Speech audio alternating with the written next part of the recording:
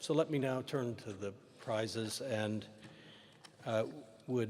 let's begin with Frank Bajak. Please come to the podium.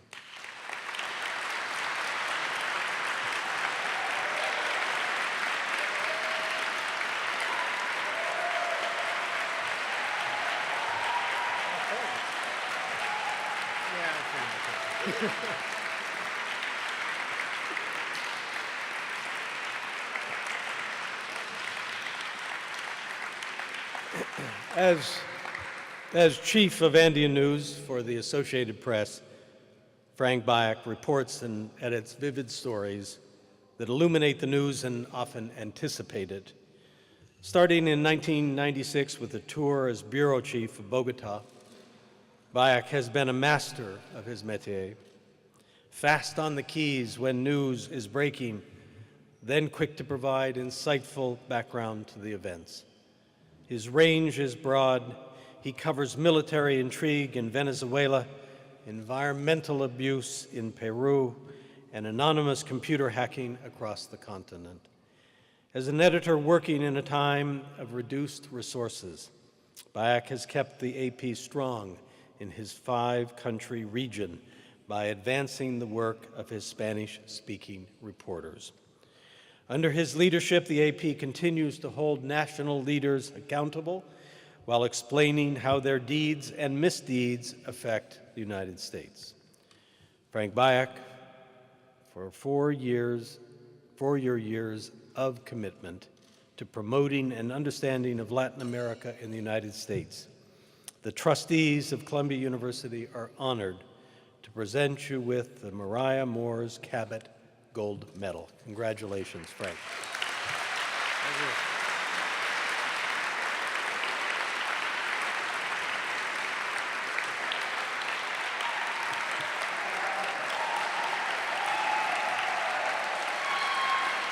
Okay.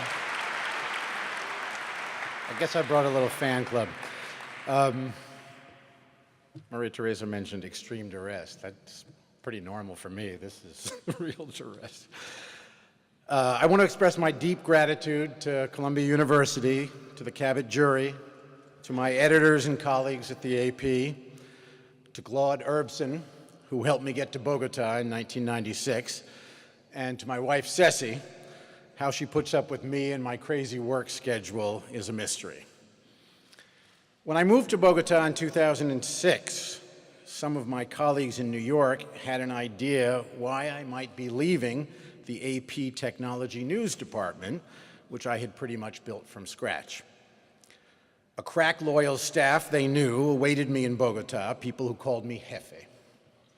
I'll be honest, I loved the trappings. I loved most of all that we had a large, talented staff. We could be ambitious and comprehensive. Then came the industry carnage, where once we were 9 full-time English language staffers in the Andean countries, 5 of them, now we are 3, and that's just English. We try to adjust, but we cannot pretend to be pleased. Too much goes uncovered. For all the noise on Twitter, for all the glut of information, US consumers of international news are simply less informed these days, particularly from our beloved Americas. Every day, we frontline journalists must make painful decisions about what we can't cover. Too often, they are important stories that challenge powerful interests. In Lima, my home since 2011, the local established media tends to ignore such stories. So, how do we ensure that such stories are told? I'm pleased to report that I've come to know a group of talented, tenacious, and mostly young journalists who give me hope. They are my colleague in Peru's fledgling Hacks Hackers group. They are serious and idealistic. They are embracing data journalism. They are demanding that Peru's Freedom of Information Act be honored. They are scraping what little public information is available to coax the news that matters out. And they are getting results. Recently, some teamed with programmers and scoured the biographies of more than 100,000 candidates for state and local elections that Peru held this month. They cross-referenced the bios with public databases. They found convicted embezzlers, deadbeat dads, rapists, and more than a dozen candidates convicted of drug-related crimes. It was Peru's first big data journalism story. Authorities had no choice but to react. Some candidates were disqualified. Peru's interior minister compiled a list of 124 so-called narco candidates. But it's just a start. 3 of those candidates are now governors-elect. I have great hopes for the young Latin American journalists doing such works. It's not only in Peru. They deserve our esteem, our attention, and they deserve some serious foundation money. It's an honor to shill for them here. And now to my pet peeve. I'm an insufferable geek and a terrible nag when it comes to digital security. Just ask my coworkers. If we journalists don't protect our data, we can lose sources in the worst ways. They can lose their jobs, they can lose their lives. Not enough news organizations are taking this seriously enough. We need to invest in solutions and educate staff. Anyone covering a beat that is even remotely sensitive needs to be using encrypted communications. And they must lock down their data, editors too. We must also equip our sources and the provincial journalists with whom we often deal.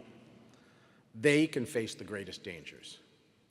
If we are to remain credible, if we want people to trust us with delicate data, we must know how to protect its integrity. Otherwise, the information war will be ours to lose. Thank you.